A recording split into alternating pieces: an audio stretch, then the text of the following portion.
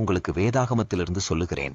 உபாகமம் 1 அதிகாரம் 11 நீங்கள் இப்பொழுது இருக்கிறதை பார்க்கிலும் 1000 மடங்கு அதிகமாகும்படி உங்கள் பிதாக்களின் தேவனாகிய கர்த்தர் உங்களுக்கு சொல்லியபடியே உங்களை ஆசீர்வதிப்பாராக என்று எழுதியிருக்கபடியாக.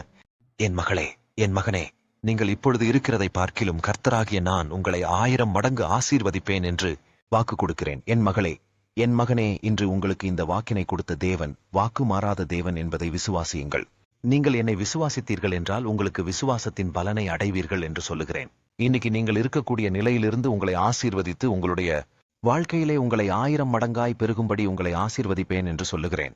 நீங்கள் நினைக்கலாம், தேவனே, இன்றைக்கு நாங்கள் நிறைய காரியங்களிலே கஷ்டப்பட்டுக் கொண்டிருக்கிறோம், அதிலிருந்து எங்களுக்கு ஒரு ஆசீர்வாதம் கிடைக்குமா என்று எதிர்பார்த்து காத்துக் கொண்டிருக்கிறோம் என்று நீதிமான்களாக பரிசுத்தவான்களாக வாழக்கூடிய நீங்கள் நினைக்கலாம். அப்படிப்பட்ட என் ஜனமாகிய உங்களுக்கு கர்த்தராகிய நான் சொல்லுகிறேன், இன்று நீங்கள் கண்டு கொண்டிருக்கக்கூடிய சோதனையான காலங்கள் உங்களுக்கு ஆசீர்வாதமான காலங்களாக 1000 மடங்காக பெருகி வளர்வீர்கள் என்று வாக்கு கொடுக்கிறேன்.